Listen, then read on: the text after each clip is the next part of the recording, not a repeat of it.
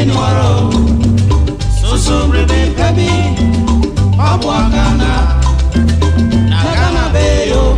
Eyo efe minwaro.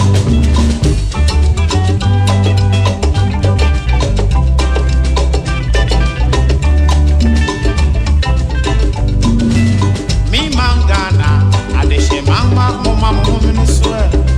Mama ye febia kuye ni odo efanso ye many. Now many ye yakasara yapadea. Ya nana no di abebrese gede to maye. Enti asemena use yesum gana yiye. Anya sabe da chinchiriba beba be muyemfo. Minia susu brebe baby. Wapwa gana. Nagana beyo, eyo efe minwaro. So brebe pebi, wabwagana. Nagana beyo, eyo efe minwaro.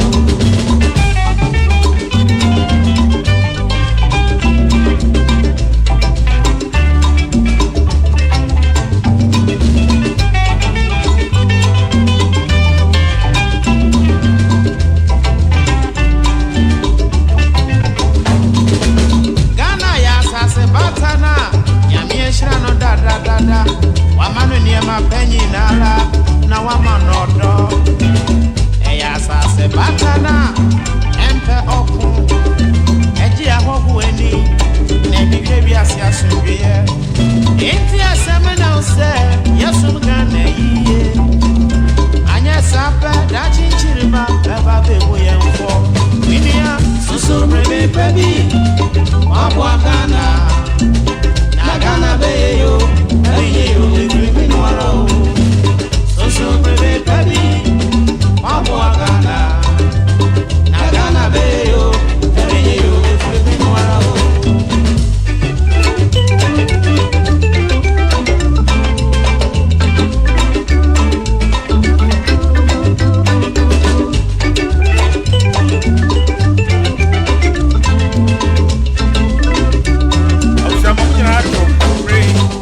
Abria no watch about Simadio no watch this 104.3 FM I say.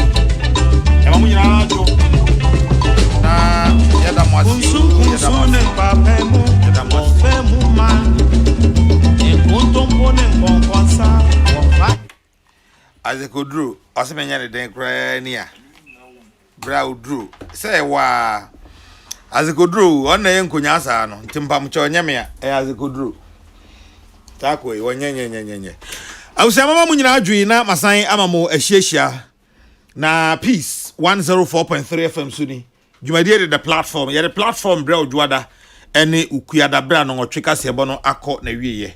E frame na na ya Kesseh obetimi aframe the cardinal. Me na me di ho chia me. Isaac Odro ewa ha. Patricia Sefa Fisher, Elizabeth Jean, Prince Bafo Asamoah, Konongu Jakchan. Eke La Paz Shoe and Samuel appear. Man Sadat. Ewa Sadat way. Oh sorry. Hey man Sadat. Charlie transit. Sadat is also ewa ha. Ene yakabumwa. Yade the platform ebremo. Na ene die pronsoshi pa mene Armstrong esabe hwetwen komo. Armstrong every national service scheme. Na secretariat na waba abekake ensa ono no nemansan edinkita ho ema national service scheme no ye ne Armstrong isaba behwehwe enkomo ene anwumrei na afi ya hwesene a enema ebisi akọ man Sadat na no Sadato champion nana sample nana ba ko pe that is say nana nyamiadom na nyamiadum nti eja ahode wo ho sika so wo ho nyamiadum bebiri ahwie kakra bi sika so wo ho na eno na aka eno na aka eno oh but Isaac say now no or you good Isaac you good you good oh Isaac you good sana kai Isaac you o si say month bia obema 1000 me da na no ase nana eti ama ka kire me nana mpacho mate samantha no so no ama okay ka kire me why e say samantha o ka say August next year Isaac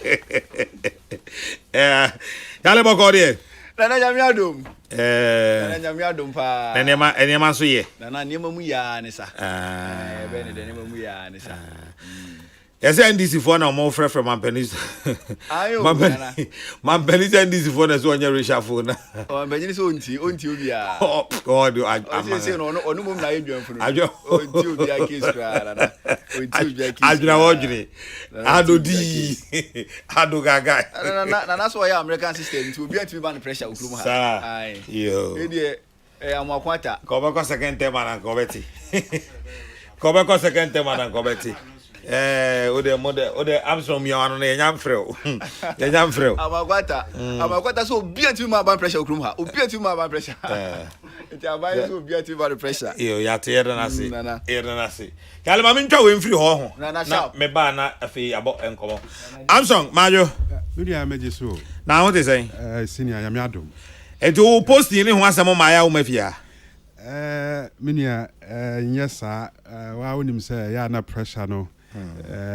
The work is across the regions. Into ya na yanename sa. But how you feel? Anabo says be entry. Wa unua panin no.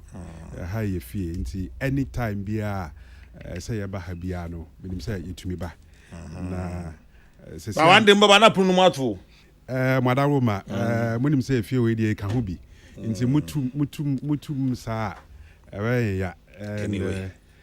Munji this we are part of this family. Nana, you are part of this family. But yeah, they are reshuffle. We have reshuffle time no so yet. Yeah. Momo dey na so here dey dey aso. And as the so. Mentias why? Yeah, then pacho make kan asem. Yeah, dey see e be ye. O de obetimi akasa won tias yeah see e be ye dey wa. Why moma why na ma pressure? Obi pressure. No, some people are putting pressure on the government so when you reshuffle. Now the obi na ebu ni mai. So na ebu ni mai. Yes. Our ministers are performing. Oh, now they are in fact they are excellent. So sacrosanct. Oh yes. Yes. MPP ministers they are so sacrosanct. We know where we pick the economy from. But udi kokko na say yeah if you do dum anya oda udi kokko na nkate na anya oda if you do dum. Obashire man so na da you maybe I pick economy in free yo. Yes, the GDP growth rate. Yes, nim dem buy moye. Yes. Obampeni Kufuor the economy ma the previous government with the growth rate of 9.1% GDP. The economy ma back. In the year 2016, the GDP growth rate was around 3.4, 3.7. And then before COVID, it's quite important. And then I make. Yes, I know it's around 5.5. But national service. Politics. Why? Yes, of course. Politics. Politics. And a contest of ideas and record of work. No problem. Very important. Politics. Why? Yes. Yes. So see, national service here in 2021, 2022. Yes. And yes, and September 30. September. And Caribbean and management of the National Service Scheme at the Krata Babontin to remind your National Service personnel, say, Kai almost said the 2021-2022 service in the end September 30. So what it means is that Agasinina, all the service personnel are expected to be at post. But the month of September, there, Bruni friend paid terminal leave. Omun kwejuma basi yebeti omoka. In the 2021-2022 service would officially end on September 30. Okay. Yes. And you know, and this September 30th, next one no 2023-2024. Yes, you are right. Yes, sir. No, 2022-2023. Yes. Great. Yes. It is a 2022-2023 no. And no be chance here for him fa. Yes, medase mendikan me sign in chair tie phone na me ba haja na menim the coverage am especially Cecia me ka say ma me fanka to say the medical kind from the National Service Scheme. It's now an exciting time to belong to the National Service Scheme, especially one of the finest CEOs. Oh yeah, Juma Manua, now oh yeah, Juma institution. Nana, you feel so energized. Ahokekane or door with the year a different. And that is the mood our national service scheme says here. Yes, in Titisani our kind 2021-2022 service year no officially about end September 30. And so what it means is that you started the processes. All the processes I say to enroll your service personnel for 2022-2023 no ya start nina. Into now here July 11 and a national service in Peniforno, management of the national service scheme, headed by Honorable Sesibe Entry, Edekata Babonte, to release the PIN codes for the prospective national service personnel. Na ohe PIN codes na edebay at the time, PIN codes are edebay for 110,000 prospective service personnel. But it's important. Sa PIN codes na edebay no, see who the people who constitute sa PIN codes. There were 3 categories of personnel. You generate sa PIN codes in the first category, all the final year students of accredited tertiary institutions in Ghana. Into your class list from all the universities in Ghana no, and you generate PIN codes amomo. And the second category of service personnel the PIN code na momo from defaulters. A year be called 2 years, 3 years, or 10 years for some reasons. To me national service. Can list na ye release and home. A lot of them the applications by into ye generated PIN codes amomo. And the third category of prospective personnel ye release PIN codes amomo from private registrant. Ghana ni BO2 kwan call amanone uko US UK uko school by ye from private registrant or Ghana hana we a private course or any of the tertiary institutions are and also no yet to me register now we into ye the sa PIN codes no ababontin. So that is where we are now. But en customer a woman say though at the time I not ye release PIN codes now we had only 110,000. Today, ahumkeka defaulters register no to mention said today we have been able to generate over 140,000 PIN codes for prospective service personnel for the next service 2022-2023 service year. And it's so important for us. We know the numbers have gone up. Yes, defaulters, numbers now control. And the regular student need also a control. Now, Nana, let's start by it includes free SHS Fonibi. And because government made so much investment in enabling a lot of Ghanaians so access to secondary education, enrollment our secondary schools no kosro. Enti omu bi no we universities here over 5.3 million or billion Ghana cedis and the government in the share free SHS even up to 2021. Today we have over 1.2 million Ghanaians all access to free secondary education. Into omu in a school. Into more details in your capture the process in Naba. And so far that is where we are at the moment. Okay. Enti Nancy no more register Kaiser last week na me order do about my office no say no person oya dey but enko oya enye munya challenge na ma mensanga ntisa wo hwe nana I think in chair release a statement to extend the registration date for the prospective service personnel. And reason yediba bontin and say you say first reason a lot of defaulters went to national service eba abe register. Inti you say you close registration no at that time you be deprive a lot of Ghanaians omo defaulters omo ntumi register some time ago.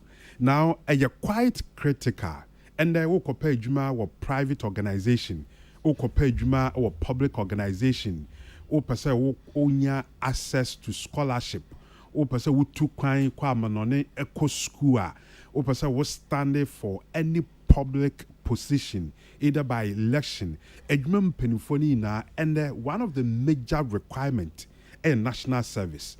Inti yehu say numbers na omo bar from defaulters in the dorsum. And one reason the extended date for registration. And a secondly, to say yehu say there was a challenge with the use of the voters ID card in our system. And what is happening is that Nana, your system no is so sensitive. Bibi biya with the share national service your system no quickly information biya with the no we need to authenticate it from the source. Into our system is linked up to voters to EC's system. Your system no you're linking to DVLA system. You're linking your system no to SNECT one system. Into we you say answer na obetumi aye registration no. I say your system no ne all these systems it didn't come. We use voters ID card immediately I will upload the ID card into our system. I say your system no any easy system na twetwe komo no mu say the voters ID card our upload no a authentic a genuine. But we saw that there was a system challenge with communication. Your system no enya with the voters system. And into mama now there was a bit of challenge. But I'm so happy to report says so far all these challenges have been resolved. Into Obibia all register with the voters ID card. Obibia all register with the SNET card. Or register with DVLA, driver's license, can go ahead and register. Ghana card. Ghana card as we speak. Yes, from next week, we'll put out a public notice to inform them. We're trying to regularize some processes. I'm strong open bro Zemu. Nana, we're stationing. Omo in Abio. Me listeners there me. Pacho me listeners there me. Omo in Abio papa. Me na mwale ne deputy minister ya me. Inti pacho de country my wa ne hunta. So that is it. Inti your system ya is solid. In the information I'm so hearing him. Me say omo de Ghana card register ne. And I'm say CI because we have press release. I at the bar bointina. Yema 4 different IDs. As we speak, we have not advised Obia you see I am Ghana card, but from next week, Yabama system so no ayejuma so that umbet me you see Ghana card no. A government agency to government agency network. And so we had to do a lot of discussion with NIA authority. And so you bet me I use our system now. Okay. So what can they see as more generate initial number of 100,000 but it's more generate pin codes based on 140,000. Sure. 140,000 I just say more the service here we know or also pa. Yeah. Nipa no do anything more extended time nana. No, I think that I have already explained say 2 reasons and I'm extended. First of all, you who say omo went to me and your national service. In Fibia Abesinko. Last week, said the statistics cinema, the details cinema number of defaulters. Omo went to me and your service or mobile register. About your one. It's you who says you close registration in Tama about affected a lot of those people. Any 1, any 2. Now there was a system communication challenge with EC's system because so we use voters ID card. Now we upload here immediately. I say your system no, it me a confirm with EC's system. Say, your card is very genuine. And okay. Mama, yeah, standing so that obi be any challenge biano, obit me aye registration. Okay, challenges no cause na dey ba quiet and so ni say omo register no mo gi obi 40 Ghana cedis. Mpacho enukre. It's part of the press release I had the Babonte. So it's official. And I think that we have explained sa issue over and over. A official communique na Babonte. So some of the cost of the 40 Ghana cedis now Mutiano goes to what we call administrative charges. Ebisu call into the production of the NSP ID cards. Ebisu call Omo Association. So it is correct. It is part of the communique that came from the management of National Service Scheme into a part. And it's so important. Without you can't activate. To me, and you see PIN code. Now umbenya NSS number. When you have 40 series now. A part of the process. Now, that's for Omo Muska. Because you, make I say, yen time and national service no. Posting in the baby now call. And cry na your more private than a sabre no or mutia. And posting a baby now why yes no crowd your first pay no. And na ya tiwo. Ya time and Satan no san no mo. And now we the margin up front. Menkai system now can because Menkai said those days the processes were even more difficult. Maybe American maybe in 2007, 2008 national service year. Yes, but I remember I also paid similar amount. Before starting. Ansan I was starting. Yes, before no, I got my ID card. Interest, no, ID card they will be to Ansan, but then me can say me kai years as our time no. O first pay no bar o kwa any a two says can no okay. But we no more G at registration fee and I mean no. Oh, I think sir, we always want to enhance the processes. Your process systems in the juma. Inti sir as I said, what train na just can when they have been officially enrolled into the system and now say before mobile. I think say Nina esi ho back home. And the process is Nina assistant. Look, those days, national service. There was nothing like automation. And the national service, for your mobile phone in the comfort of your bedroom. Now you go through the entire cycle of the registration just on your mobile phone. But over Kaya, those days, now we are here national service. Accra, for my information ministry, this side. Me see sure talk cry ni cry your papers. Sometimes we be free 1 point to another point. Not in fifth cry no. But today, because of the digitalization agenda, your processes in digital. Is that what they are paying for? No, but I'm telling you the total overhaul. That is not in dispute. The only thing I may pay clarification and they say 40 Ghana cedis no a. And some much more. Some no, and there be fan system automation. Now all the system automation, but I say maybe hold mini problem. Part of it for administrative charge. Okay. Part of it or more ID card. Part of it is for use by NASPA. I have explained it. Okay.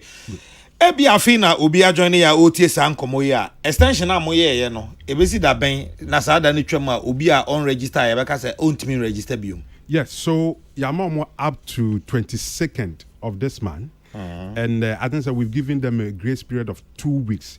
So Obi Bia unregistered, we a defaulter, and as we one of the regular students will be as I say our final year will be real school. Yamamo up to 22nd of this month.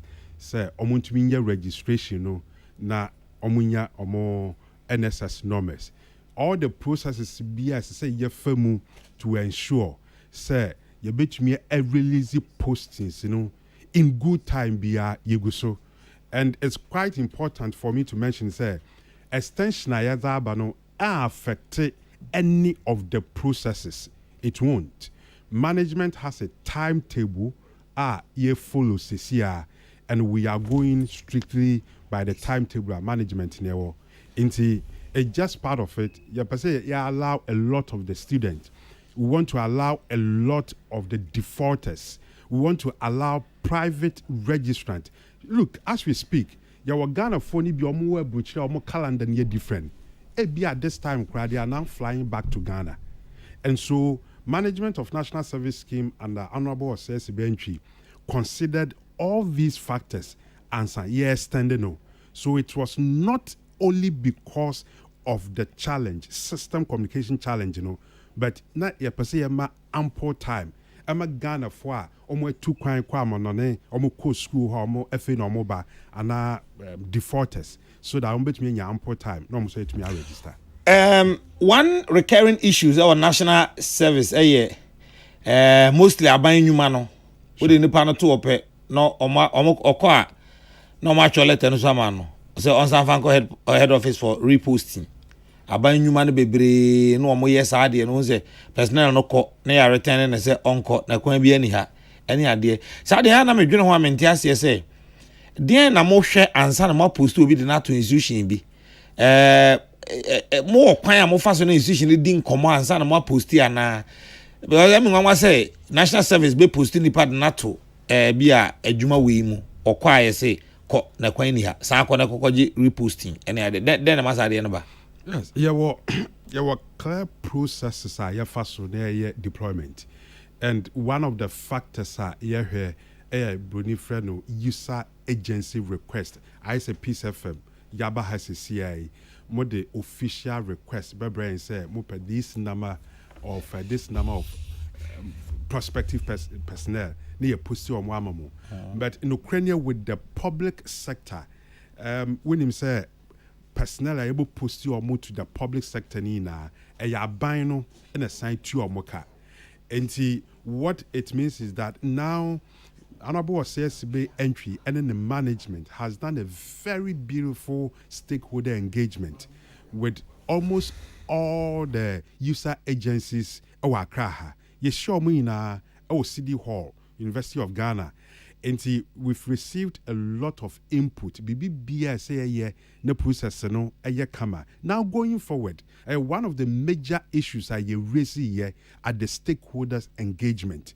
Sir, going forward, because of the massive investment at the current administration, over 5.3 billion cedis, and are buying way at the Asher free SHS. It means that access has been expanded. You bring a lot of graduates from the senior high. Until we impressed upon them.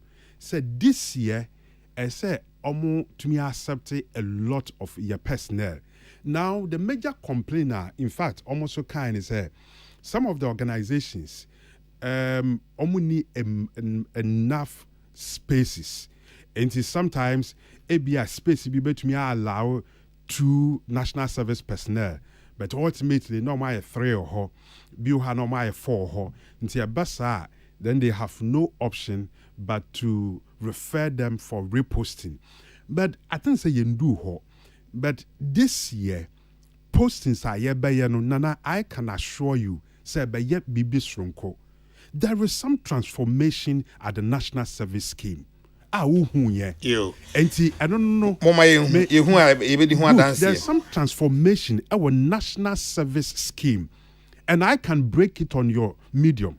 Say, this year, a lot of the government institutions are among you see your national service personnel will be crying for national service personnel because today the mission of the National Service Scheme has changed. We have redefined it as a deployment for employment. Into you curate a lot of projects, a lot of models. Are able to deploy your service personnel too. So what it means that I don't want to mention any government agency. There are some government agencies, of course, Obakono, now a lot of national service personnel. But this year, because of the models now you're creating, we will not deploy such numbers to government agencies. 140,000 deployment. Moska, but metri omoka. Ebincome. You bet you omoka. Mobetri on time. Ebincome. No, ebincome. Sir. Now, we hear your recorder. To send an accountant for the there's nothing like bad debt. wohwɛ NSS yɛsi Kesseh mu a every month sika ɛsɛ yɛtua ma personnel bia yɛtua even when they delay a week a delay for some days we still pay them. And I can assure you and assure your listeners, assure all the prospective service personnel or mobile, it's likely we can even go to 150,000 Ghanaians. It is their right somewhere national service. We can assure them. So sika bia say abani ditua omo no betumi very successful national service bia. We are prepared. Budget has been done. It's been forwarded to government and is been okayed. And we can assure all of them we are ready for this year's national service. Armstrong, then I'll be jamming him for you. Yes, Nana. I think that I'm the na first. Give me a few minutes. Na the innovative models are. But over 2 minutes to do that. About national service. Over 2 minutes to do that. We hear the Act 426 of 1980. Added national service by now. Your models were harder. But another says CB entry a by CCR. We're creating model BR. Your friend, these are the models are CCR diaba. First one a NSS construction model. Today, your national service personnel are almost various backgrounds. Ebikra architectural background, ebikra engineering background, electrical background. Ya komu ina abomu. Omutumi esi dan. Oba national service scheme wa. National service personnel for nankasa esi dan complete one. Wabra yamfa any external support biya amomo. Indeed, this is one of the major models I ever deploy your service personnel into. And the second one, your NSS teaching program. You know, a lot of the personnel you deploy, so we deploy be from University of Ghana. Most of them need the requisite teaching training, except AB Mufi University of Cape Coast and as education University of Education, so Winneba. And so the new model honorable says be entry at the ABCC and say obi bia ye be deploy no to go and teach in any school. Government nankasa fa hoka ye be training omo for almost 1 month in pedagogy. A kuyombe faso actually the basic rudiment fundamentals of teaching in and some akwachade. Now, almost ni now, so you're saying and your partners, MasterCard and other companies have come on board. This is a full-blown project.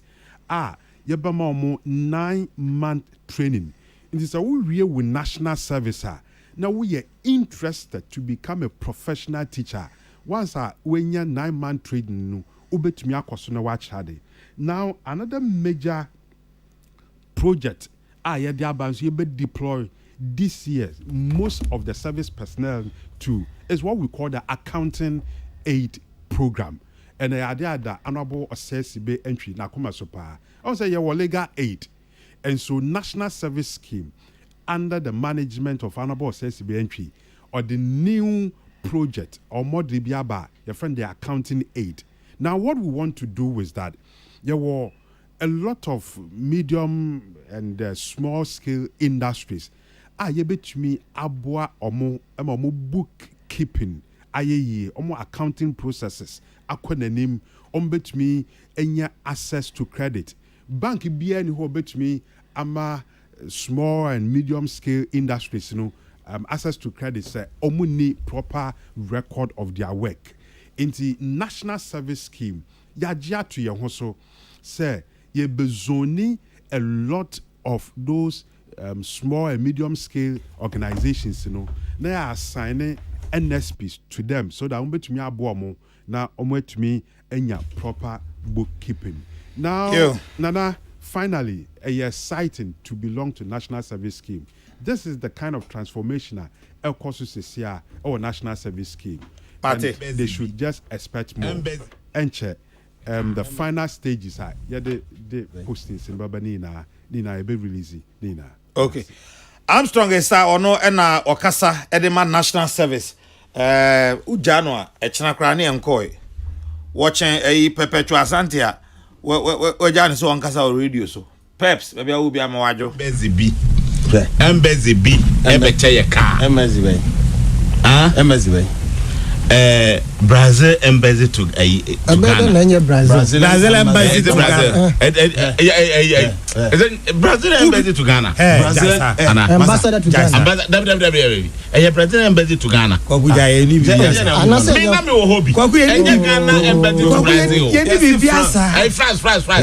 France embassy to Ghana. French ambassador.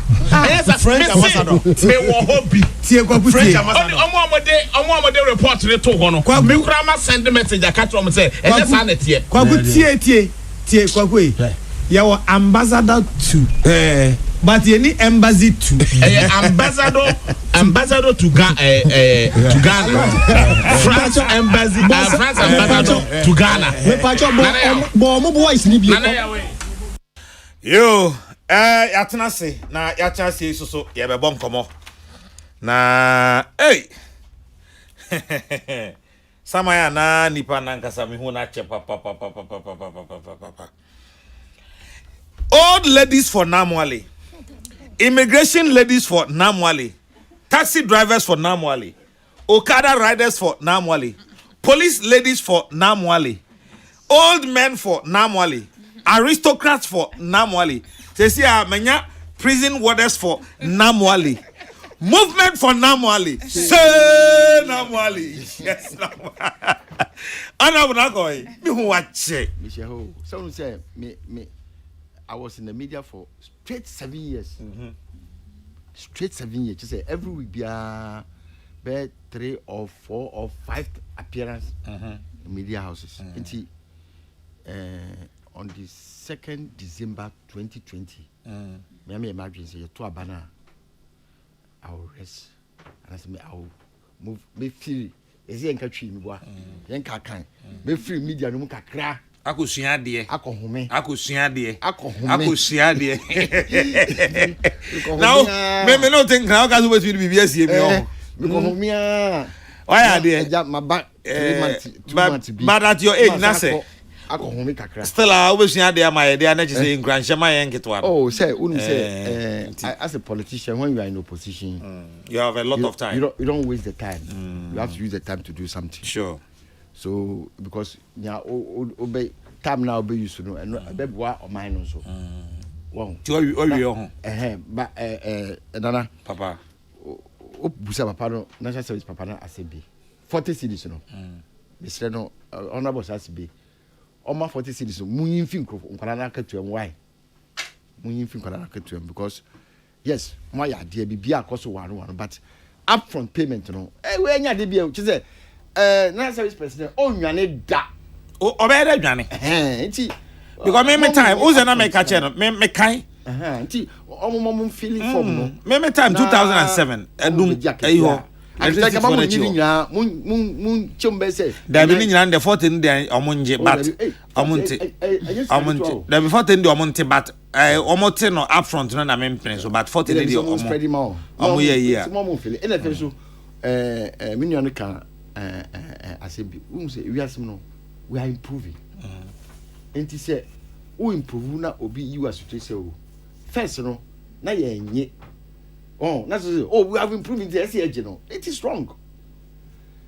Nya say do be kapo amuga so ade kapo say na service na ye na yanka say ye project na ye yes capacity 40 cities kama muntua. Enchi say e ko yanim. But obeji 40 na o de nyabotre ma won na omo enroll na say o beji o aketua na omo allowance na nya aketua. Omo allowance na eja say Namwale. Yes, no, the man cost one thing. I see. Ghana cost one thing. Deputy Minister Information, Honorable Fatsi Abubakar. Honorable. So then ka we minu about. Cardinal. What the nan ka we minu about? Ani o nana. Ba me ba ha nche me se na no me ba ha ba na oni ha. Na me ni ha. Me ne mami. Mami bia ma. Na me hwe mo pa but me ma baba e ni so Facebook no ba. Wa share dem fi me sa. Na tsen. Nyame adom. Edwuma mboko. Bibia boko. E de nyame ase. E da mo ase so se monya ye ho adaje anwumre. Anwumre nkomo aye ba bedin de di kan e ye Ghana sikasem. E se ye nka se age ne ho, age ne nsam. Ye hwe enye yie. Awurade baji sia no. ana eden omampenda da John Dramani Mahama sa asoden na ayemo sa no oka kire mo se e bia mo nam no eto monko IMF dada NMPP fo ne tintintinti mo se monko ene ye ka sei statistician and the Ghana Statistical Service there by inflation 31.7%. Just enough from no part 1. The person me share Ghana sikasem na hwe no wi a na afei part 2 ni ye ba ye san beto ababio enti parties na hyase ne AC ekon. In this case NDC na hyase a woni AEC ekon over the use of Ghana card as the sole source document for registration. And Penyakufuado say, Munyano, on your reshuffle. The ministers are performing excellently, creditably well. Some ministers we are and NDC for SA Ghana's customer buy or no more Juma 10 and around. And tis a name of my idea. Be any saying your fault what COVID about Russia for also Ukraine for anti in he trusts them, they will be able to turn things around. These and matters arising and a promotion no pay. Ghana's economy and matters arising. See, I said dollar na do say 9 on nti ni nyina aka ho bi na ehwe. Ora mo na mo le mpesa me no fiase. Ghana economy. In the first place, maminchia etiefo nyina na Cardinal President Mama Wankasi MP for Munko IMF no Wankasa. Nti ya na some say konusana akwase bia okay say one can say MPP nko IMF he never advised them to go to IMF. He didn't when a week before the government declared said yeah IMF he did. Oh that I don't the way you put it as if say or start here and the so munko IMF and some with my rule or mine no say the Saturday not be aginsem and the Saturday so where is the debate and then aginsem. It's who can not because Akufo to take you over and the because President Akufo to take you over no. Now the IMF we 2017 thereabout. No quite extending no. He went and extended it. Now Akufo do call IMF did that. But no bomb foot to Ghana for any so but extension of a program that is supposed to end. Okay, I didn't call a name. Didn't say we ne now so when maybe into my we now share bay. Why sending no? Just you have even entered. And not for no call IMF did that. Nana ja MPP for Nja na mu ja omanu sa na just say a sa. But in the first place no to say no I'll have to commend them say they went to IMF because MPP for no they claim they have never made any mistake. Honorable Minister, information. Admitted 1/4 of the Nakufado. Admitted 1/4 of the government of any minister. They have not admitted any 1/4. Until the Nakufado for 6 getting to 7 years. On their mistake now. And so the size no. Price no cost no. That the size no so air form. And then I see an almost stabilizing no. It's almost stabilized the size no. It's a size no about normal. But price no 50 pesos all the way to 3 cities. It's the end of the with 3 cities you get a normal size of cake here in him. Oh, now say about this Emma Ghana for TT because all the propaganda na eru man. Unim last me who say ko bi subanchi. Oh Ghana Kroma we say mo na mo ndi ha mo ba e ba mo asase am da ba kira mo so no me je say o je du Kufuor adwoma e ba mi Kufuor adwoma ba bi sa banchi no e na wo also sa banchi no so ko ton a sika o be ton a o be nya no anhwe ka be fa ka dia kokwa mo so ukrom won krapo no e du ja e ma lorry fa kokwa mo so you're in and out on banchi na tell be say ton banchi no e du an ko wa nti o banchi we say last so obde platform bi Kufuor platform bi almost the tomatoes about 15 crates. Tomatoes lebusu. See, this propaganda will not wash. But unim, me baba program ya mukasi baba discuss economy na radio. Just by say Standard and Poor mood ni mu fitch na. Kasa go mic no mum. Mudrim ya adowngrade Ghana say Ghana no your economy no abura tete isika sem de enye kura no. So let me do research and see what is happening. And you see, for a country to move forward, instead of minor, isika say bit make agriculture. A whole statistical service, Ghana Statistical Service, a whole Ghana Statistical Service. Ministry of Agri is not on their website. Ministry of Agri website, you cannot see agriculture production on their website. So, Amano, what do you want to tell us? Minister for Agri did not know. Yes, you do want to do in so on. Oh, Johnny Busu, Uko village. How many tons? Na you produce. We want to know the number of tons you produce in agriculture. Crop production is saying. Animal production is saying. We want to know. Timber production is saying. Timber production, a forest commission, they can give you those things. But who's the timber production, they can't agriculture. But a Janipa idea. Go to the Ministry of Agri website.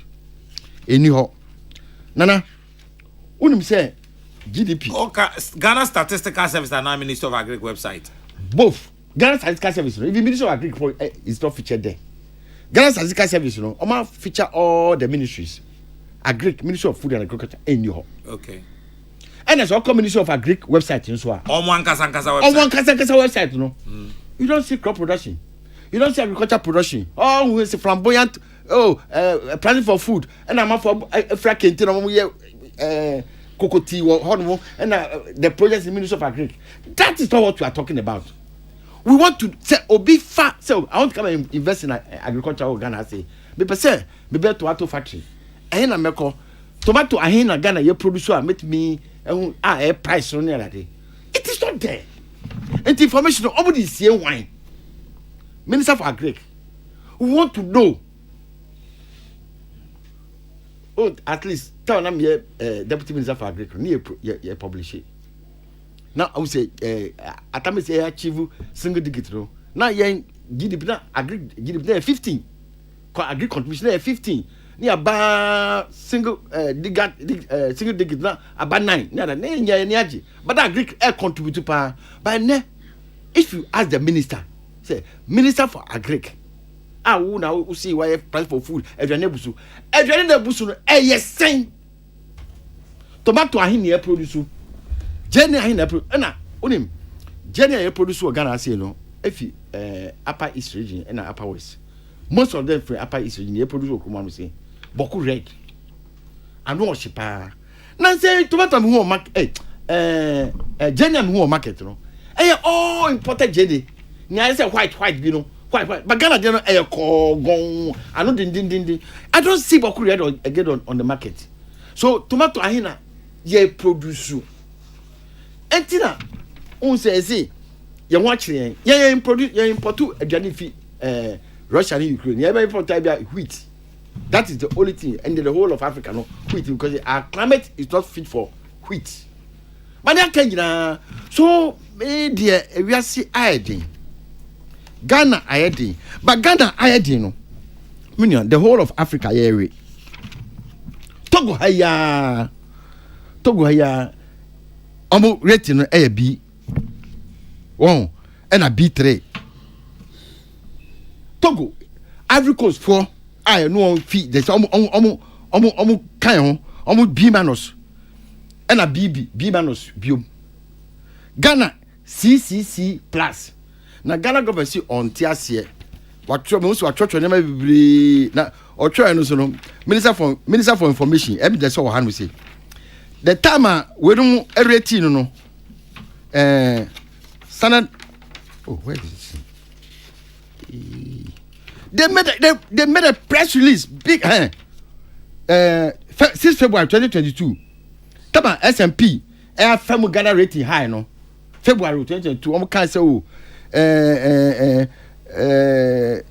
Ghana economy ni ye economy ni na no press release somebody ma enie S&P affirms Ghana's rating at B minus and B with a stable outlook. Omo bohu samrani e bohu dwa issued by the Public Relations Unit, Ministry of Finance. Hey, na ni nyina damu fe Ministry of Finance.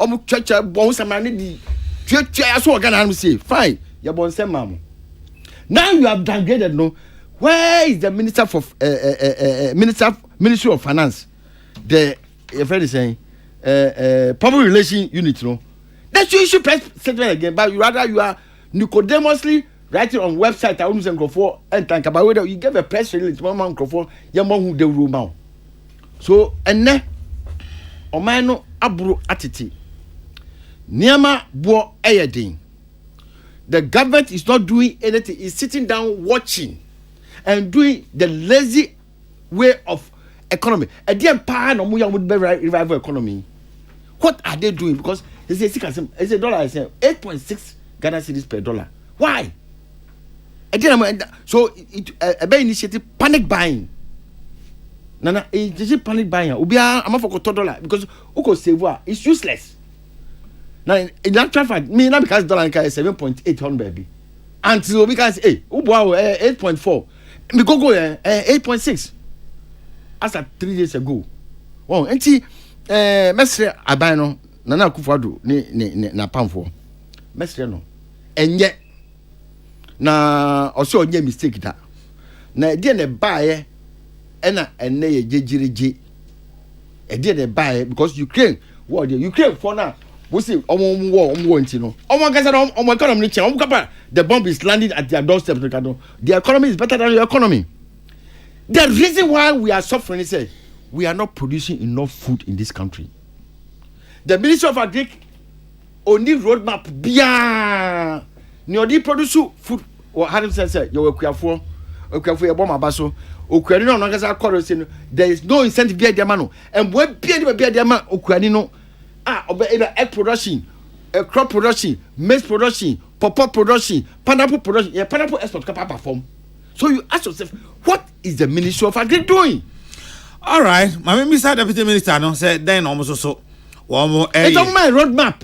Mate. As to food production, oh my say by social and social, this is the target of food that you are doing. And now target there, you know, he for the kakoye, and then they work with phone, and you go say, my man is second, my man will say, improve seed. What are you doing? Commercial agriculture. How are you encouraging people to enter into commercial agriculture? These are some of the things that we're talking about. Ni Amasa Namwale, say Namwale, yes, Namwale, former MP, Lada de Kotopon, former deputy minister. Nana, see, you are making Teshi Lejuku, in some key to everyone, and Pesamica. So, yeah, but you're around too. Why? Okay. I think MC is on tea. Meme MC no Teshi MC no tea. You mate. La MC do yadi. Na Teshi den do yadi. Oh, ja do tegu kwa no nyina ntumi sisa. Sa mate. Arabo Fati Abubakar. Nana enyumere ma menchao na mencha honorable Namwali me hu na no mani age ene Ghana de hye nyina enyumere o magibra omutie na or substantive question although me wa no ye bebre ma honorable Namwali but me mpese me divert from question teacher wa wo de mai nti me kan no wi a na afede ya TSC I try to respond to some of the issues obobo so amekan na will be say about you know rising cost of living and inflation and the depreciation of the cedi me jidi say abribia nsema Ghana ban e de abeto abonten no IMF ba ha say asem omokan is consistent to that, which is the impact of the COVID-19 and a Russia-Ukraine war. Asema even rating agencies say if you take time and go through most of the grounds country bia feel the impact of the pandemic, feel the impact of the Russia-Ukraine war. But this is the fundamental problem Ghana situation. Your economy no even before NPP beba aban mu no na your fundamental problem ni say Ghana economy no was structural problem no anything. Ghana na your industrial policy no more of imports rather than local production. Obekan abribia President Nana Addo Dankwa Akufo-Addo no kan about Gadgesburg economy. Yes, Ghana yem produce here wa ha bibia sokodua kra nya be kraba eno ana metie kokroko na mete for the first time say newspapers nyina ye kra free amon ne ba used one no used newspapers ye kra free amon ne ba oh da enti no ohun na fundamentally problem aye won ne say SSA oman bia na we import no no na how me I confirm na kra free Holland na ha me and Ghana kra confirm nana every Holland eba Ghana bewe na ya kra tilapia free China adan ye nipa ben oh na tilapia na you ban on tilapia ana omo yi ban no oh enti nana asam na America ne say fundamentally there was structural problem for the records minim say ya de honorable namwale wonje hu achinye ene say government watu anamo pa say obetimi a resolve sa structural problem na has been anado danko akufuado ono na obetina abenwa no so no say SSC etimi movie from importation to industrialization into no kofa one district one factory buy one district one factory no nana adwuma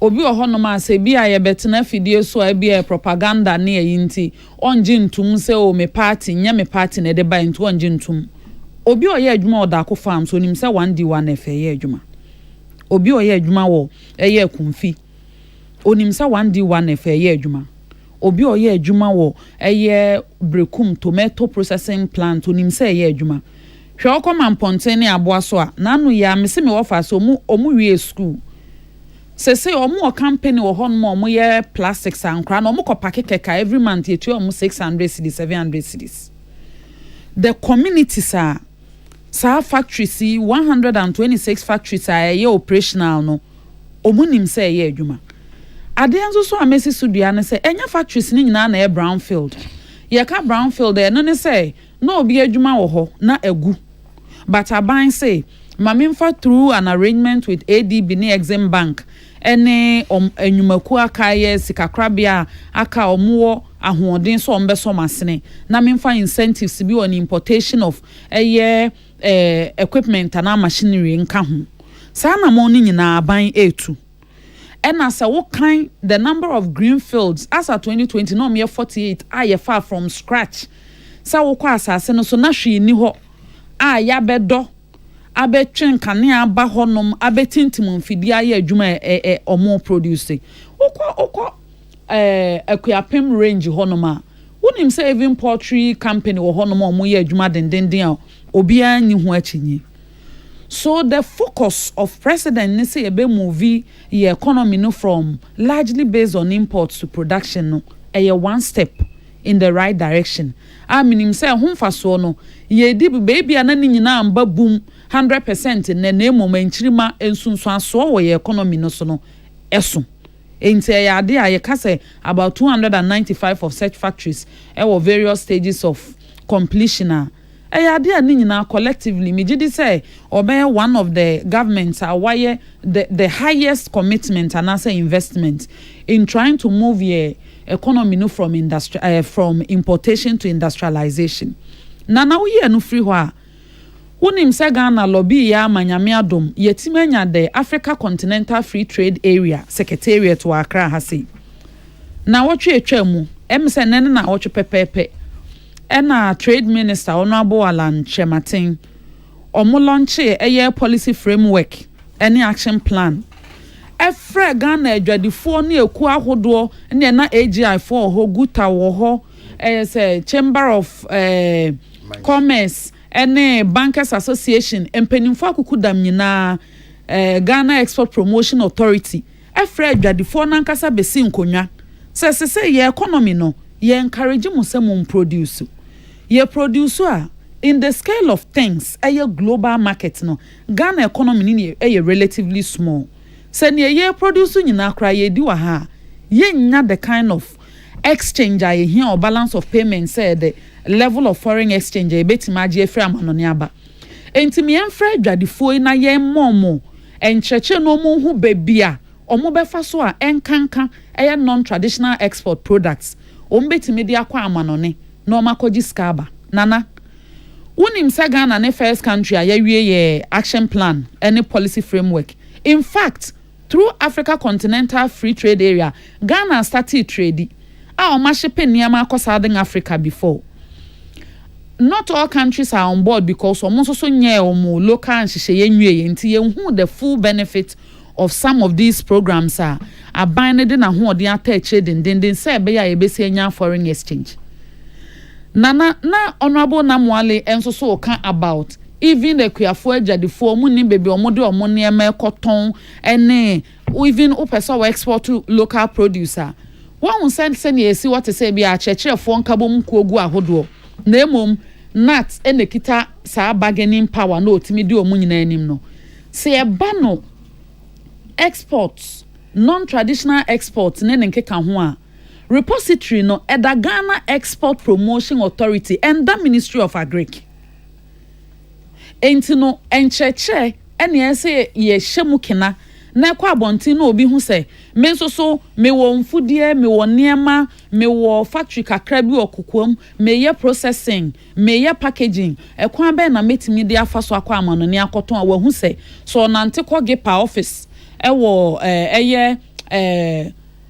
AU village in chen ho no be bia free zones authority wona obenya mmoa atimi amoma facilitate amane de ne niema akwa amano ne akoton entinana one of the problems is structural problem ne ya ade bi eda aban akoma so aban resolve.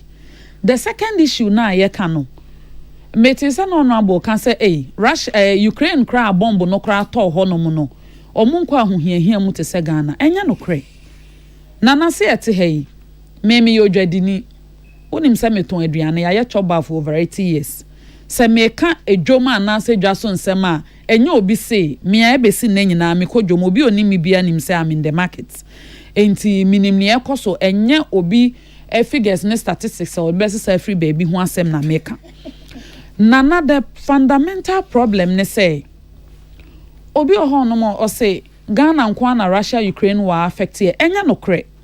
For instance, her country be to say Brazil 50% of omo fertilizer any omo agro produce free Russia neighbor. Russia and Ukraine ekonye no affect omo saying a lot of bans on Russia anti ama trade between even Russia and other countries on the other part of the ocean ayedin. Na sunsun so anso ne saying wonim sa wo kwa Ghana ha say se wo cocoa stores ankoko Sierra ankoko no most of them ankoko free Brazil neighbor.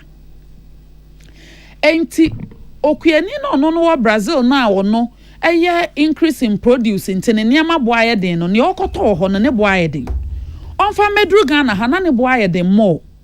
Of course ye wo fiscal issues wo hon men no so me beje bre address wa ha obi kofa niama o Turkey na ye no wo kase ye te hey inflation wo Turkey 70%. Menua ma ne mema bebre wo ho mo ye boutiques a niama no dodo no kofa free Turkey na eba obese san akọ dollar ni sika no so bete one issue but a major issue ni say Turkey ho na ankasa inflation adru 70%. Enti so no okodru ho nom na ade anka ebi anka o de Ghana sika ma oto no 50 Ghana no atwa plenty ke de dollar ko say Turkey ho na oto no be 400 cedis a or the straight dress bedroom kran ha na o de ko hangi boutique or the budget 1000 Ghana 1005 2000 because our volumes of trade ni niama no the free Turkey ban say ehokro mo kwa omunya ne sa na another issue ye den another issue ye bread ye de den ye the flour na ye no most of it every Russia and Ukraine. It's a fact. World production of wheat 30% of the entire production every Russia Ukraine and tokwane ba ye no Oko silos ewo anase baby aye kra grains ewo desa you see 20 million tons of wheat aka paso and toko on the Black Sea into muntimi release. There are a lot of countries including Lebanon, Egypt nene nkeka ho omo in terms of volumes dodo no omo depend o honom na embampo no manya bi ato countries ni bi short bread. Say recent agreement no mo yese umbetima ya masa na emani bi o mai den ombe release. Ghana ye import sugar $98.8 million every year na de Ghana from Brazil. akuafo no nsu ohonom because cost of production cost ra affect it. And although obeka said directly between Ghana and Ukraine and now Russia, and yama ye importing kati across, maybe 60% of ye still near iron rods and a free hobber, and 30% of your grains, and your wheat in a free hobber, and 30% of sunflower and a free Russia bar. Indirectly, no, other countries or more source, every Ukraine, which is the breadbasket of Europe, no, are affected. Okay, that minister, but me was at a point, you buy a inflation of I think 7.2 and now 3. Okay, say you do 31.7. 31.7. Me kai say Tama Chama Rollins Aircon and Ujaya 42% inflation. Say bibia ni wa indicate say se na mesi krono break bi beba ana ye benya homegie bi de wo kan nyina notwithstanding then na mo se aban mo ye na ama amanfo ho ahan yen kakra memfa bo we nka ho na memfa we nka ho na to aso beginning of the year na me use super 4.3 a liter beginning of the year and na ye ka say saying 10.7 10.8 in fact diesel crowd there and that's all ye 13.2.3 bb just say nipa no the purchasing power a form by at least 300-400%. Baby aya drui dey na ban way sebe ya betumi aka say afi dey atwe break and you may be ko yi kakra yo nana asem na me the baby ana me ka kona hwa te se ne what fufu ama na to nkwan mu baby ana me ka be sini say statistical service month of August my issues CPI I refer to say monthly inflation of 3.3% and annual inflation of 31.7%. Last month July 29 almost had the CPI by it would interest you to know say CPI no mo de ba last month no we Greater Accra region every month na inflation near 11%. Obeka say yes so enyesere because the product at source is not that expensive but the cost of fuel na was through cost of transportation was through ama nipa no kofa free baby a odi bedru Accra ne bo be den e be yeden because ahamfo no do na CPI so nya Accra free because a part eno na meka ba sa wo say ne fa pem baby a ye yakosi ne de e be free ho fa ngo bo for man e ba for man eniama bo be ba for.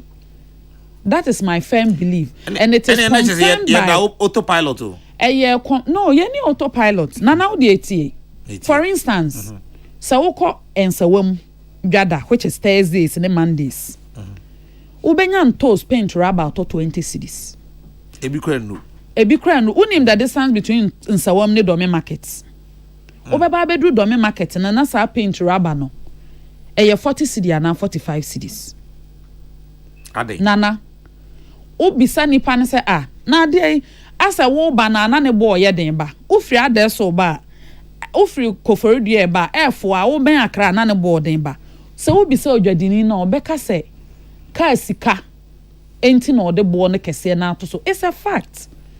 I'm talking about facts on the ground enye say bia abosremu kan na say bibi enti it is true say yentimi nya Accra and free but the fact is also that anamo aye to no should be geared towards fan obo na ebeden ebeba form na cedi depreciation no so beden ebeba form cedi depreciation no primarily driven because say no the global capital markets is closed on us because of the ratings free Fitch and so the omo de aban na ye hu S&Ps ye hu Moody's ye hu all the rating agencies ratings on Fitch the end dem hu ya no say I was saying eba ne ya eba eno so ye si na bia CCC very charismatic so nana the fundamental issue is that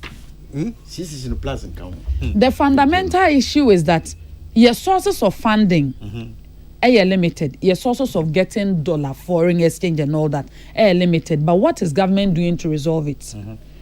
A lot of programs now bind your including aban enhanced domestic program a yɛde akɔma IMF a yɛhwɛ animu sɛ IMF fo aba ha ɔma bɛfa data nkitahodie ekoso ebrepam so ɔmoma yɛ certain amount of money sa ɛbɛboa yɛ strengthen your reserves ɛbɛboa yɛ ma demand for dollar ne how to stabilize cedi na bananim woyɛ no free hɔ a wonim sɛ cocoa syndicated loan ɛno nso so acha October na aba which is $1.3 billion.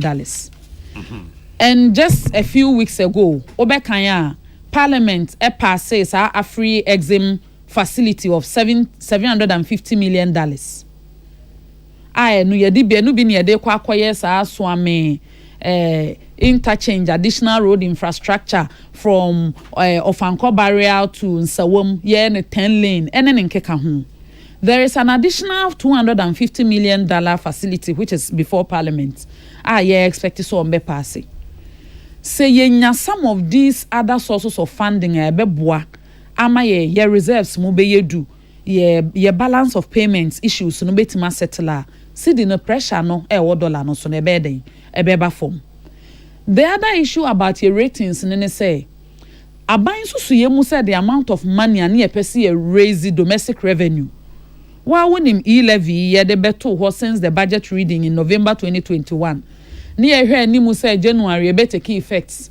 Encroford the abosremu kadede o the 1,000 Ghana o send ya ye better 100 cedis. E de hu hye encrofo mu ama he. Yenya public education any full rollout and implementation of the e-levy no na bosumi numko ananya sa. Enti projected revenue ani ebenya kra through taxation from the budget no.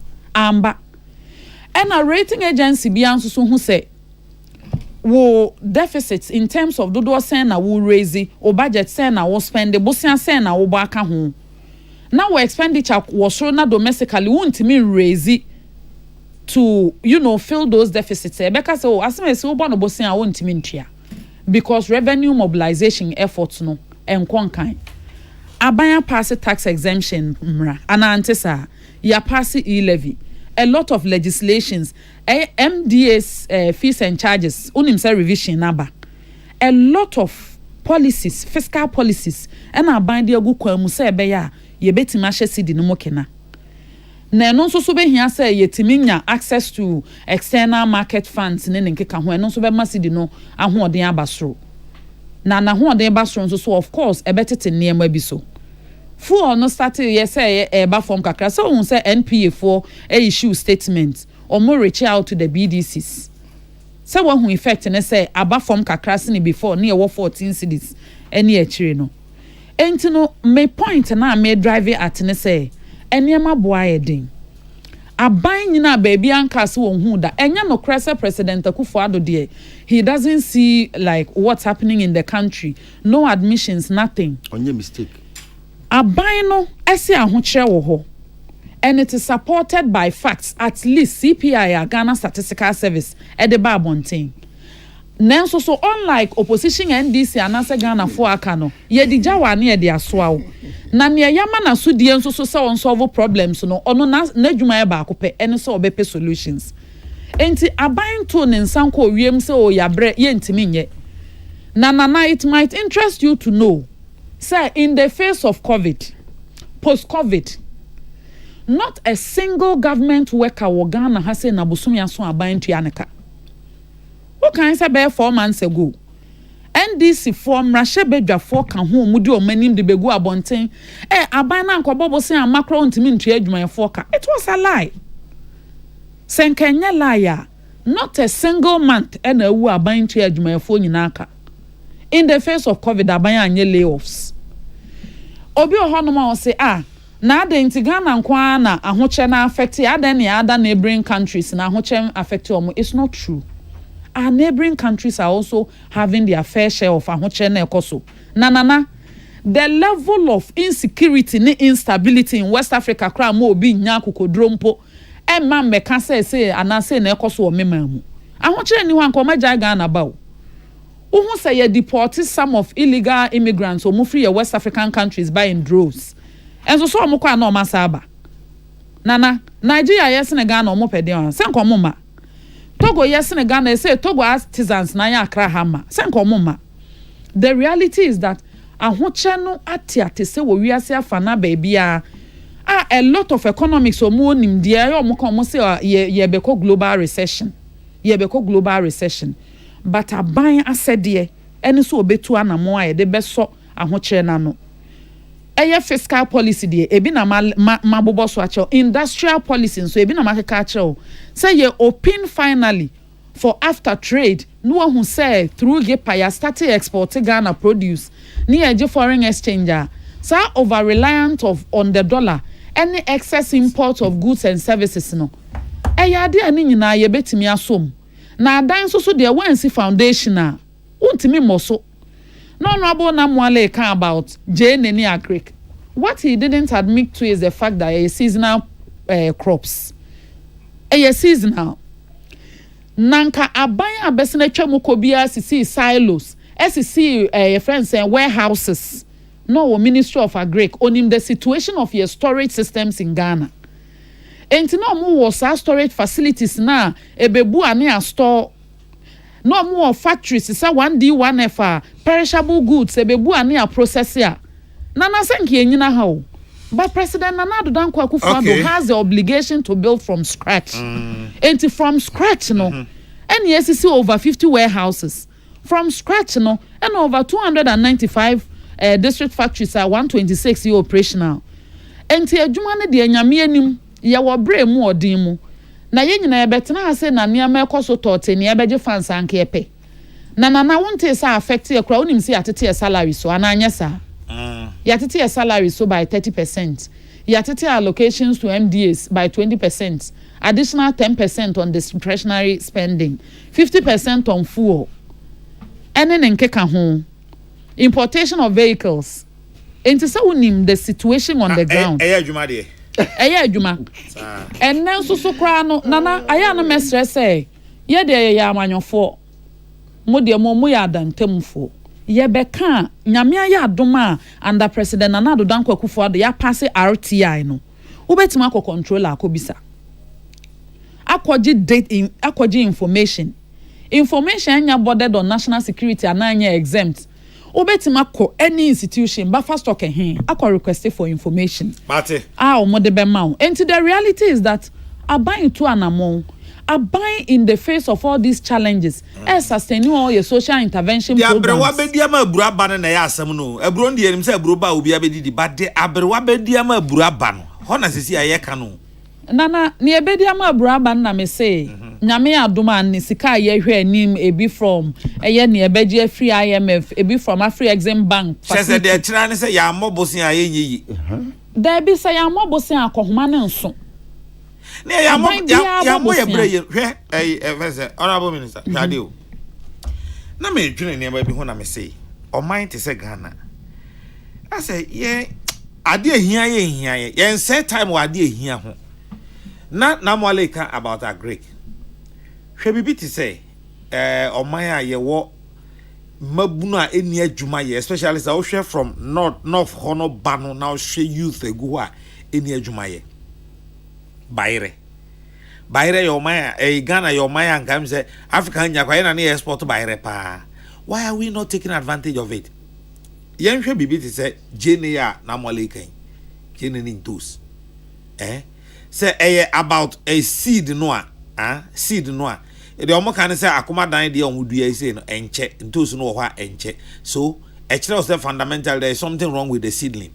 Monse seed na yentimi improve seedling friends we produce seedlings organa ha omona yentimi mfa ye ni hwe ho a confirm ye kra confirm free Holland akra tilapia free China na ye wie we nyina no yen ye wo gold wa ha multinationals nyina ba obetu gold no ye de kitu bi no owie a ya sign na ya agreement obetumi repatriate obetumi de sika ni nyina asa akoni krom already on no ba no obetu gold no obefe ni nyina no yen disadvantage no owie a wasande ni sika na sa abe mia yen sidi na sa de kakra dollar na ho na abeto no osande ko ni eti wo hwe sa de we sa multinationals ye omo ye adwuma wa hai look at these malls, the palace, the Chinese and all that.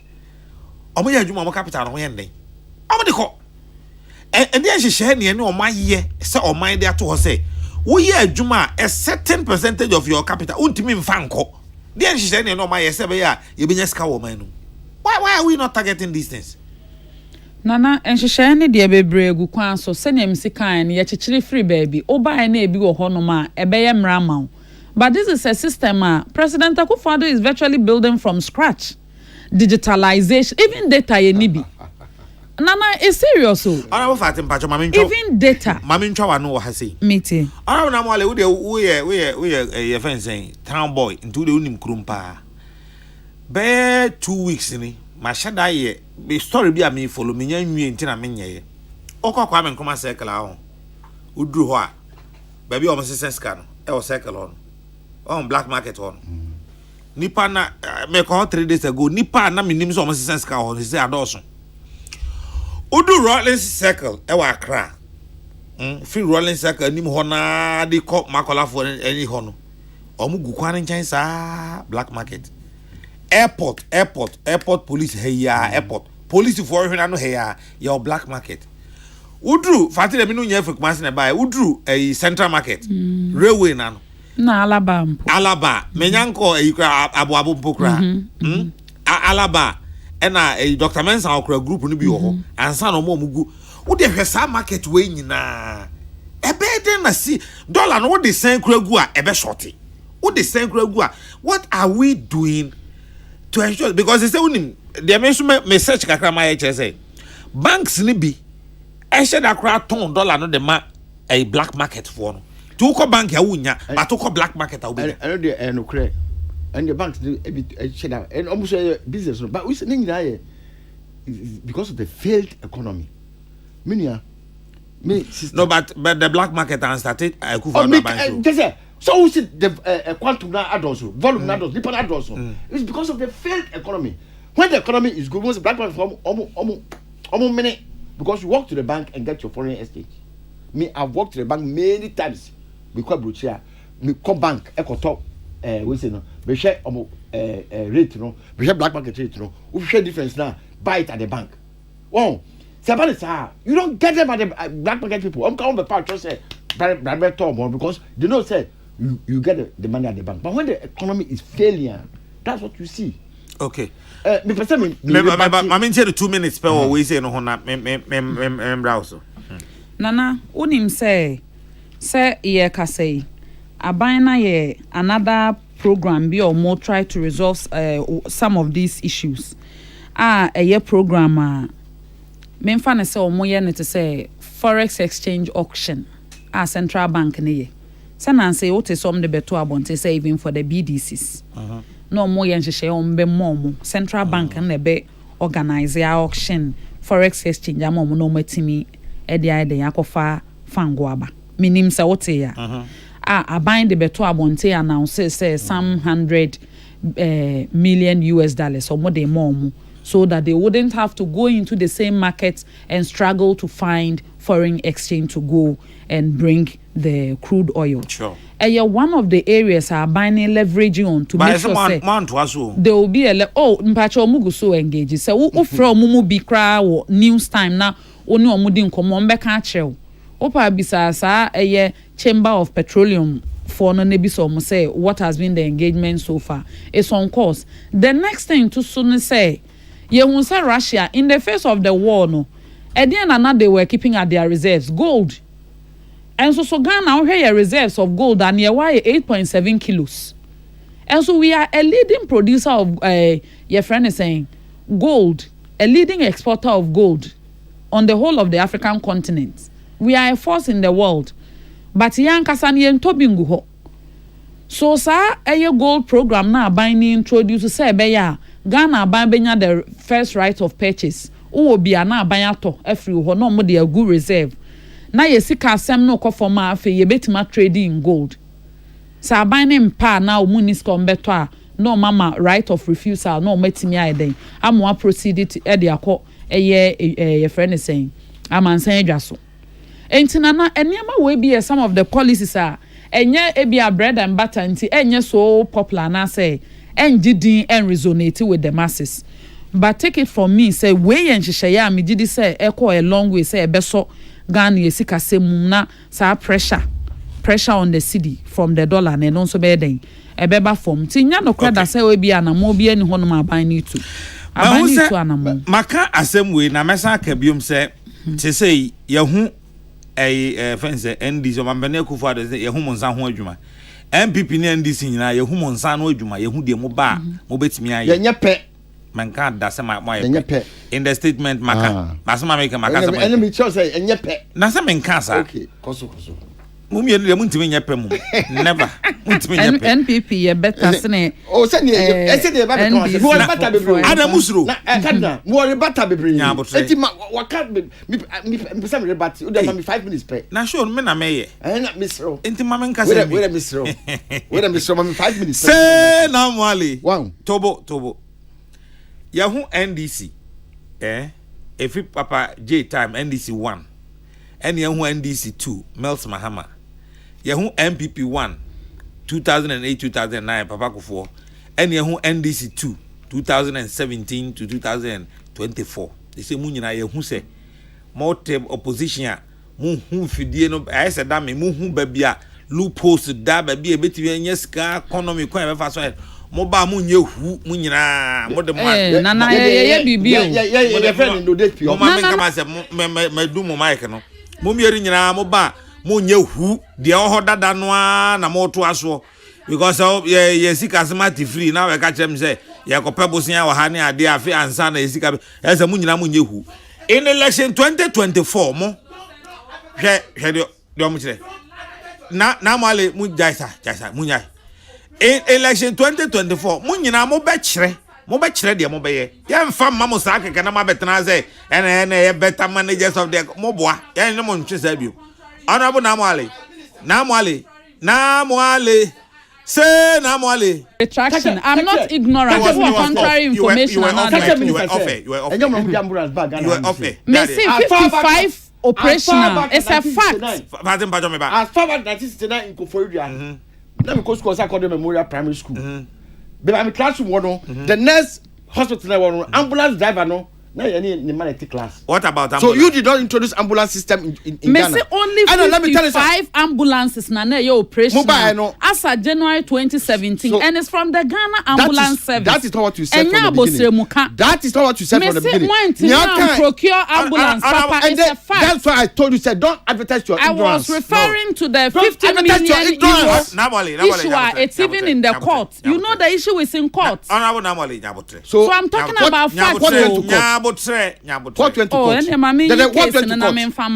to court? I want to give you the facts about the fact question people said there the court. The ambulances or mother by even Honorable Spiogabra say it wasn't fit for purpose. So what was NDC? What was being purchased? More the buses in a buy. More did try. More the buses in a buy. And your ambulances are equipped. I'm speaking facts. It's not a lie.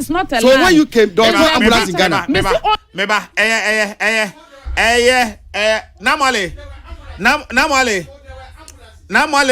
honorable Fati na honorable Namale what's me mouth time me so me frɛ wa umfi me o de nyabotre say say it is not about that to boase say argument amu is about ambulance yes sir meba any ambulance as na moka no he was trying to portray the fact whatever it is na mo kasa about ambulance tie whatever it is, Namo Kasa about. They heard me. Fatima, they heard me. Oh, they know that you lied. They know that you be. I don't want to use your answer, so I won't say you lied. They know that you. Fati, on Namwale. They will replay and me say. Oh no, I didn't say you lied. I said misled. Namwale. Any ambulance assembly? Ambulance assembly. Good. My first question to you: NDC free abaimu in January 2027. Na ambulance I wo memu nyina say. No, Nana, that is not the question. That is not the question at all. The bone of contention is he said, but unfortunately for there you, were no ambulance in Ghana. Unfortunately for you, both of you were off air. Na mo off air. Nti san komo no kra ama tie. Munya botre. Tie nya botre.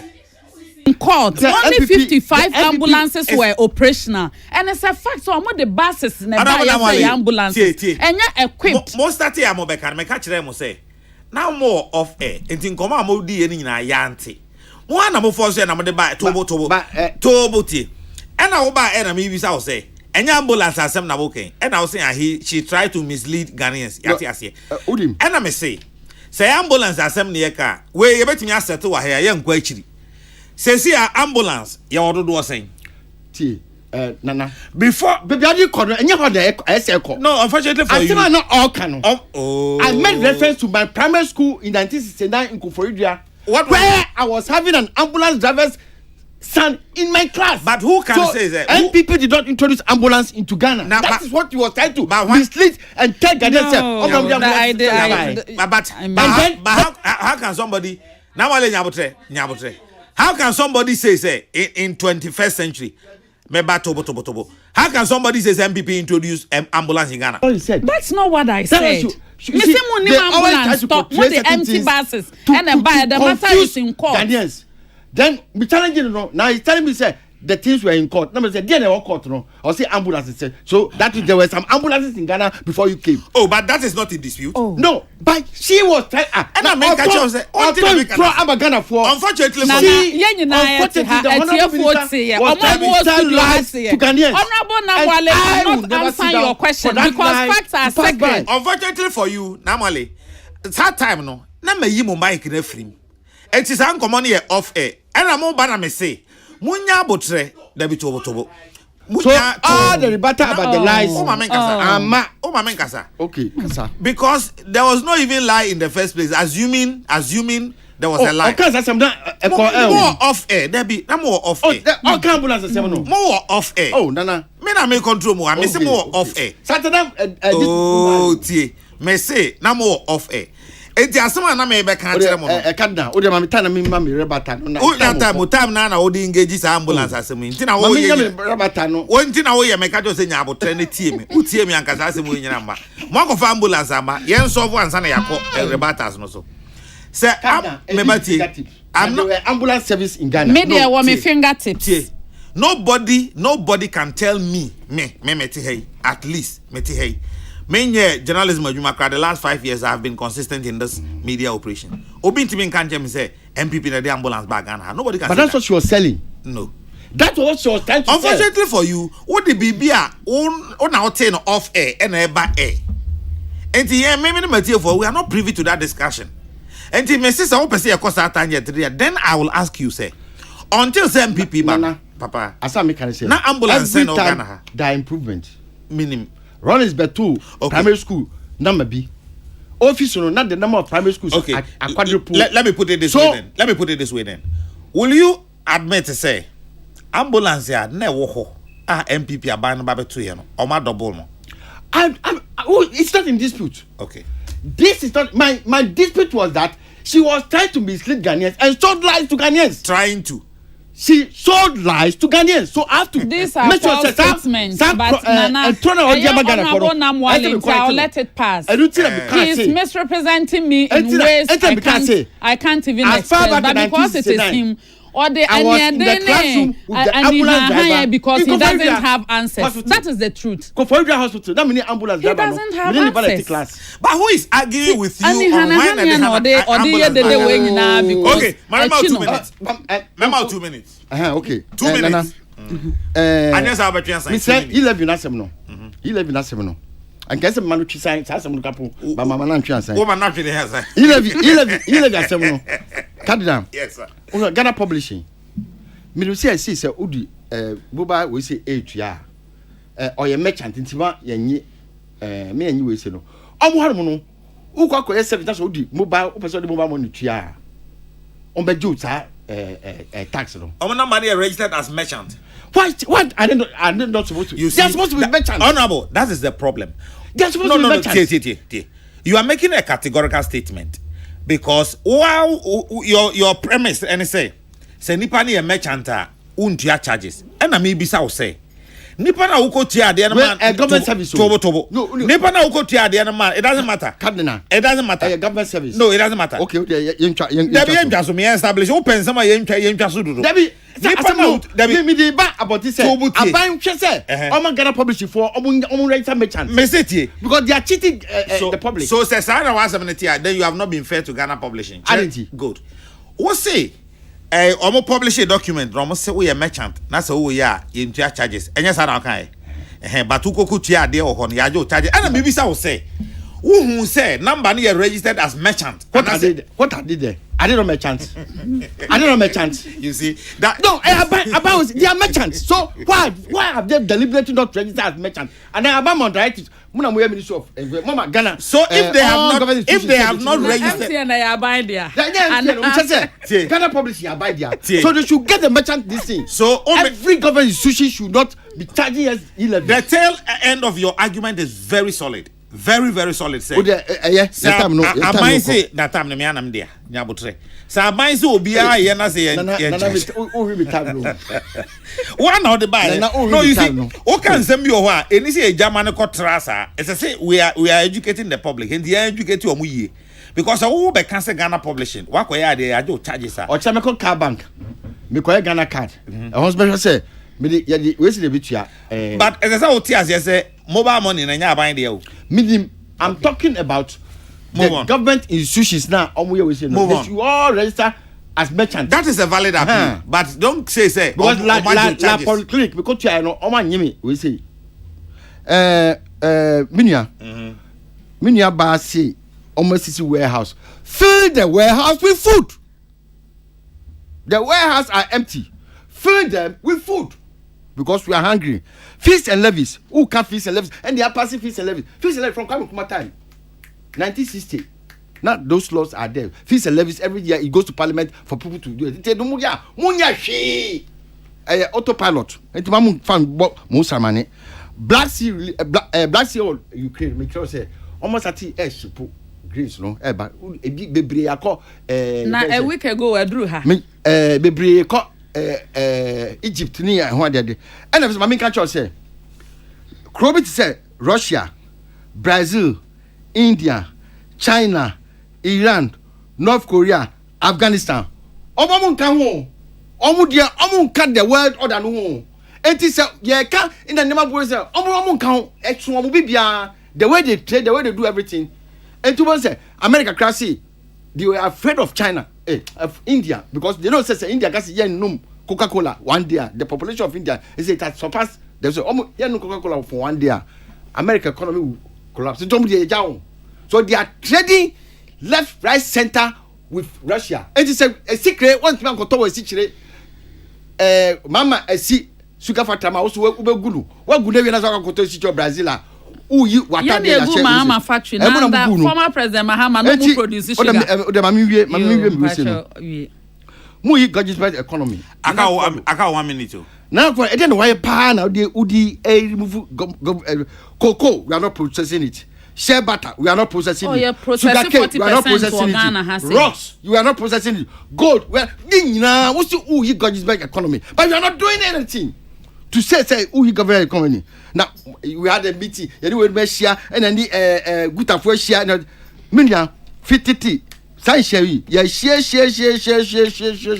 What have you done to expand non-traditional export? Rollins did non-traditional export by Uko airport on Mabon cargo export we see on Rollins. Hey, Atamis. Yeah, time in the system how we see cold storage for non-traditional export. Fresh food to export to, and then export of fresh food I cut down. Definitely our primary commodity will suffer. One, enti misel. Say uka one this is one factory. Now who born it you know? Say cause you share factory say bar during Rollins time. Factory say bar during Mama time no. That's it. Yeah, cause you born somewhere and it is far abnormal the one you want this is one factory. We are not seeing the impact of one this is one factory. Let us see the impact because. Finally. Come again. Finally. Finally, no. Minya, se kagada ye produce more. E won hia se wo ka kojo business Saudi abo asen. Minya ye export to chocolate. Gorgeous economy. Minya na ko for this one factory pende export na processing chocolate. Never come China for. Our economy will turn around. Ye cocoa ni nyina ye be processing the China for. our economy will turn around and you see improvement in our foreign exchange earning.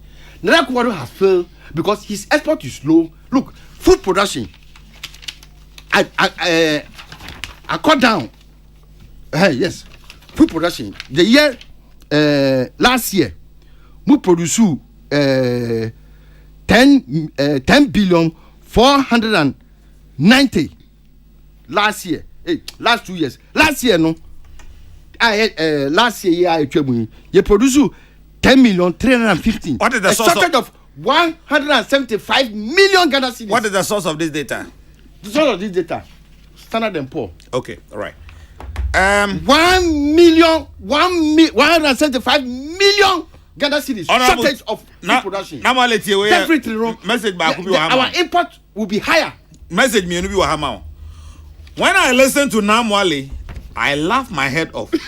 How opposition can help people to know better. And this is a failed party. Say Namwale, say no to Namwale. Namwale wants government to farm to fill warehouses to take the livelihood of farmers away.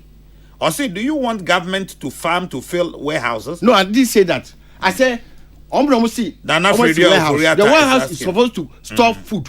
So where I go and buy the food from the farmers and put it in the Yo, Nana. Onim media honorable Namwale medi kan kasa me catch say o you be a me penasempa nti I won't say he lied. I am just disappointed that honorable Namwale nim say process almost 40% of cocoa produced in Ghana yawa. Onim say on niche your golden tree chocolate your brown gold. No, the products are there. And I'm saying publication no. The repository is with GEPA. Where will you see it? Ghana, go to Ghana. You see, no. It is only fair. No, David. At this time, mini time. It is only fair. Say, Okasano or Maokasa. Into our only time to Manankasa Pacho. Second issue is that Honorable Namwale see and fail warehouses, but we name since 2019. Ya established Ghana Commodity Exchange. Ghana Commodity Exchange no fail warehouses no with maize. You can even go on their website. They will buy your products and pay you until a time or mumu benya market for the products. So more over 33,000 farmers are a year registered with Ghana Commodity Exchange. But senior misika no warehouses do aban we yabesi. Senkan then this almost see those warehouses are. And Kesseh become home. But warehouses are about take 100 at least 100 metric tons, no, and yet enough for the kind of storage I require in Ghana. So Nana, I am saying that but and I'm saying I'm better binti and kakra. So go to Ghana Commodity Exchange, and then they didn't have Ghana Commodity Exchange.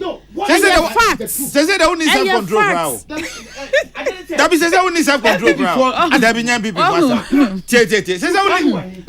only self-control phone for Ghana Commodity Exchange. Kita phone. You're trading commodity. You're trading grains. Honorable Namwale, Manenkasa na minwe. Why is the statistics? Manenkasa. Nana statistics, mama will stores. Me mama, your Ghana Stock Exchange, your Ghana Commodity Exchange. Me say me source, your Ghana Commodity Exchange. Go on their website and check. They are trading in grains. Because we don't have enough warehouses, they can't do other products. But I'm saying, sir, 33,000 farmers. Fati koso. Ne mic off. Hey, Namwale. I want the product. Church of Christ, David, me no only nkobodi. Church of Christ didn't only self-control, sir. Nana. Miawano. Honorable Namwale. Oh, Namwale, in fact, at this point, Namwale call hibernation at Chemete. I say, Niama Bebra, Besne Chema, one day. Mijidisa Ghana Commodity Exchange. This is the first time in power, so I understand. But the reality. Oh, no, but don't me, my name, the reality. Fati, Beba, Mamma Pomati, Mr. Mamma Fanyos, another time. Namwale has lost totally. Only self-control be able. Around 40 for anusi form. Nana, me mama no esino. Every be ampesa me kan etie for. President Nana Addo Dankwa Akufo-Addo, any NPP aban.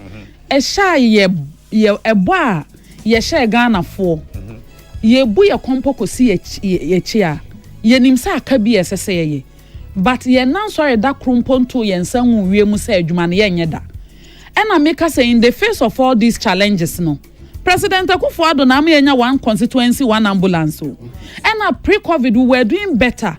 All the social intervention programs are on course. Free SHS, LEAP. Talk about whatever challenges you have with our policies. But he is paying. Me ma facts be said not a single government worker na buying tiana. Na me se land you. Me land say. Me pesa me kind Ghana for say. We are in difficult times, but we are with them.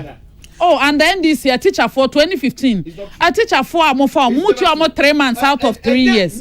As a matter of policy, it's a fact. I have evidence. Nothing. I have evidence. I'm talking about facts. But me see under this government, what is said my because he is your mother. And then this month's deficit. So the fact is that. Yeah, my point why? My point why? This ahead of us will be better than the days that are past. Yeah, anticipation say me kind no cocoa syndicated loan no ba na Afri exams 750 million ba na IMF program no negotiations ni bibi atwam na ba pressure no what dollar no so beba from to be body bia wonja mu ebedru baby na useless.